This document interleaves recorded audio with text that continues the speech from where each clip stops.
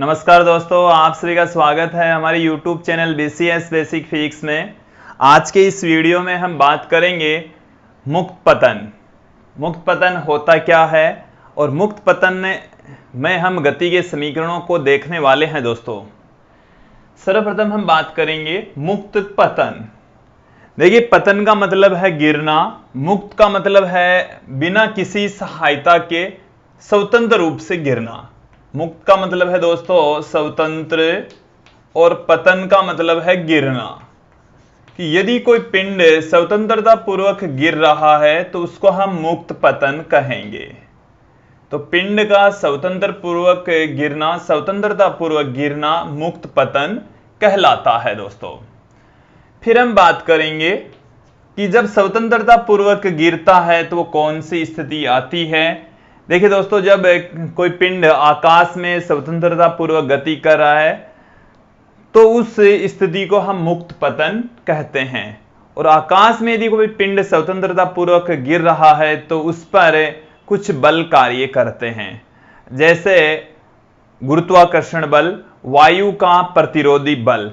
तो यहां पर हम सभी अन्य बलों को नगण्य मानेंगे।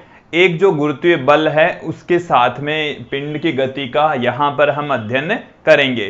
देखिए, वायु का प्रतिरोध बहुत कम होता है, बट बल अवश्य कार्य करता है, प्रतिरोधी बल अवश्य लगता है, उसको हम यहां पर नगण्य मानकर चलेंगे दोस्तों। अब कि मुक्त पतन और गुरुत्वीय क्षेत्र में गति दोनों में थोड़ा सा अंतर समझना दोस्तों। मुक्त पतन और गुरुत्वीय क्षेत्र में गति दो अलग अलग चीजें हैं। जैसे हम किसी पिंड को नीचे से ऊपर की ओर फेंकें तो हमने उसको फोर्स दिया, तब वो नीचे से ऊपर की ओर गति कर रहा है, तत्पश्चात ही वो ऊपर जाएगा, अन्यथा नहीं जाएगा। तो वो तो है गुरुत्वीय क्षेत्र में गति। वहां पर हम गुरुत्वीय त्वरण, जो एक्सेलरेशन है, वो गुरुत्वीय त्वरण के तुल्य लेकर चलेंगे। और जब पिंड ऊपर से नीचे की ओर फेंका जाता है तब भी हम एक्सेलरेशन को यूज में लेंगे गुरुत्वीय त्वरण के रूप में। बट जो मुक्त पतन होता है उसमें पिंड को स्वतंत्रता पूर्वक छोड़ा जाता है, उसका जो प्रारंभिक वेग होता है वो शून्य लिया जाता है। तो स्वतंत्रता पूर्वक गिर रहा जो पिंड है उसका प्रारंभिक वेग शून्य होगा। जो प्रारंभिक वेग है दोस्तों वो शून्य होगा, प्रारंभिक वेग u बराबर 0 होगा। पहले में गुरुत्वाकर्षण बल के अधीन यदि कोई पिंड, आकाश में गतिशील पिंड, यदि पिंड ऊपर से नीचे आ रहा है, ऊपर से नीचे की ओर गति कर रहा है, नीचे की ओर गतिमान है, तो गति के समीकरण देखिए दोस्तों क्या हो जाएगा। आप लोगों को हम पहले भी बता चुके हैं, एक बार फिर से देख लेंगे। हम एक के स्थान पर g यूज में लेंगे, जिधर गति उधर ही एक्सेलरेशन की डायरेक्शन है, इसलिए इसको प्लस में लेंगे। और जो स्मॉल s है उसके स्थान पर h का प्रयोग करेंगे। कैपिटल H भी आप यहां पर ले सकते हैं। तो जो गति का पहला समीकरण है v बराबर हो जाएगा u प्लस gt। गति का दूसरा जो समीकरण है वो हो जाएगा h बराबर ut plus half gt square. देखिए दोस्तों, गति का पहला समीकरण होता है v बराबर u प्लस at के स्थान पर आ गया gt हो गया। तो दूसरा होता है s बराबर ut plus half at square, तो यहां पर हो गया h equal to ut plus half gt square. और जो तीसरा समीकरण है वो होता है v स्क्वायर बराबर u स्क्वायर प्लस 2as, तो यहां पर हो जाएगा 2gh। ये हमने पहले भी देख लिया, अब यहां पर भी देख लिया। अब यहां पर हम दूसरी स्थिति, जब पिंड नीचे से ऊपर की ओर गति कर रहा हो, पिंड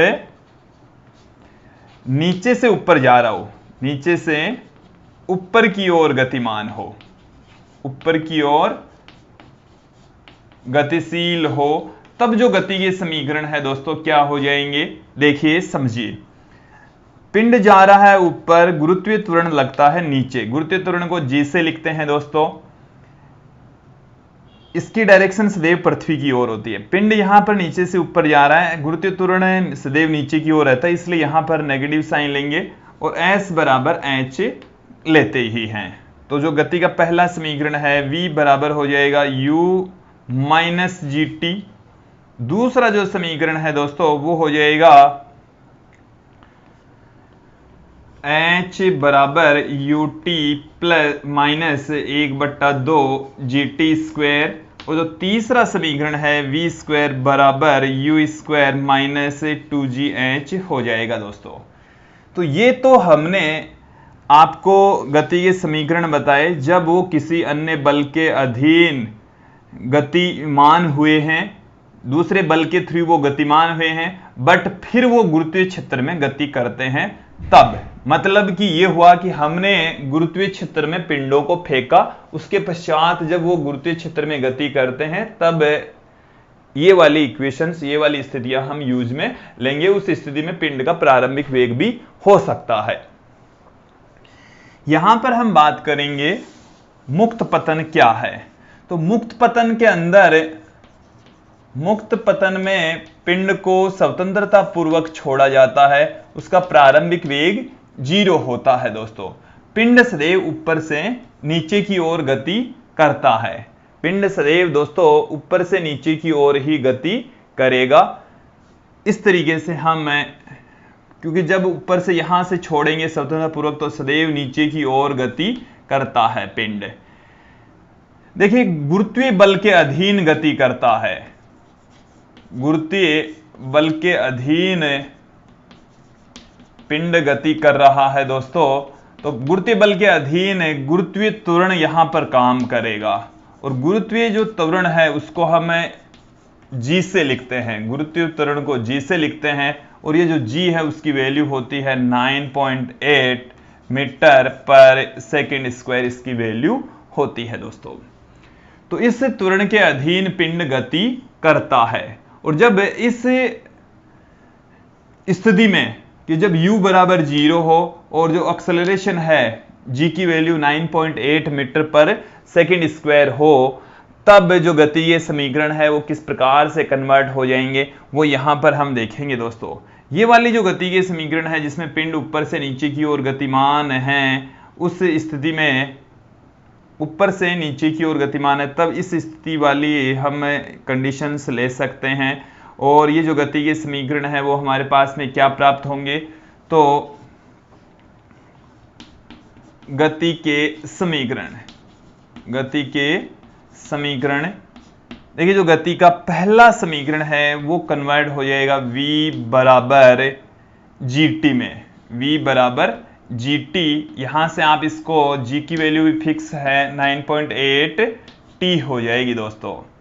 जो गति का दूसरा समीकरण है वो आ जाएगा h, जो विस्थापन इसको हम कह सकते हैं। ये u की वैल्यू 0 होती है मुक्त पतन के दौरान, तो 1/2 gt स्क्वायर हो जाएगा। इसको हम 9.8/2 टी स्क्वायर या 4.9 इंटू टी स्क्वायर से पुट कर सकते हैं।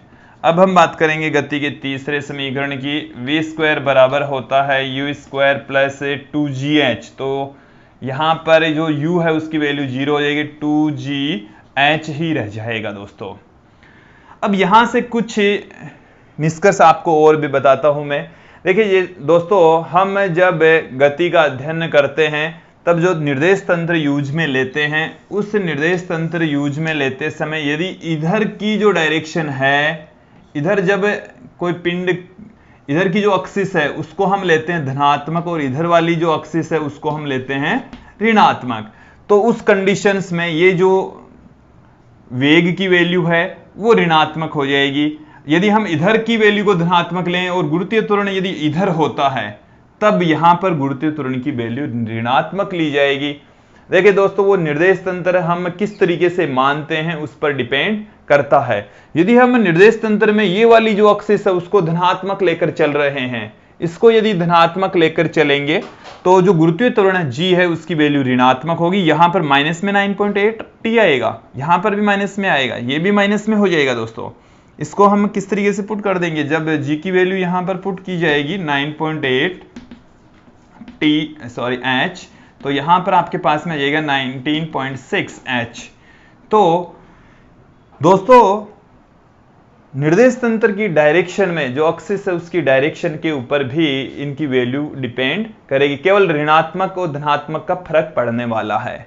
अब यहां पर हम यदि बात करें दोस्तों कि जो वेग और जो समय है उसके साथ में वेग किस प्रकार से बदलता है और जो एक्सेलरेशन है वो किस प्रकार से बदलता है। जो गुरुत्वीय त्वरण है दोस्तों वो तो कांस्टेंट रहता है, गुरुत्वीय त्वरण की वैल्यू समय के सापेक्ष नहीं बदलती है और कांस्टेंट रहेगी वो समय के रेस्पेक्ट, चाहे पिंड किसी भी डायरेक्शन में ऊपर से नीचे, नीचे से ऊपर की ओर या क्षैतिज दिशा में पिंड गति कर रहा है तो भी गुरुत्वीय त्वरण तो सदैव नीचे की ओर रहेगा दोस्तों, और वो हमेशा फिक्स होता है, 9.8 मीटर प्रति सेकंड स्क्वायर होता है।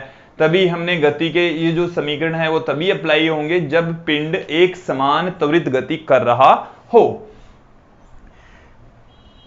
देखिए दोस्तों, यदि निर्देश तंत्र इस तरीके से लिया जाए, ये धनात्मक वाला लिया जाए, ये ऋणात्मक लिया जाए, तो हमारे पास में गति के समीकरण क्या हो जाएंगे। गति के समीकरण देखो दिमाग में कंफ्यूजन क्रिएट हो जाता है कि हम कौन सा फॉर्मूला यूज में लें।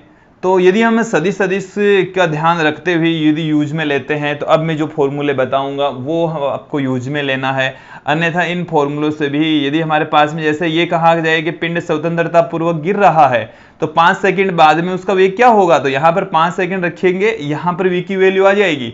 तो v का मान, यहाँ पर पिंड नीचे की ओर गति कर रहा है तो हमारे पास में जो भी वैल्यू आएगी हम ये कहेंगे कि पिंड का वेग जो भी आएगा वो नीचे की ओर होगा, वो कॉमन सेंस की बात होगी।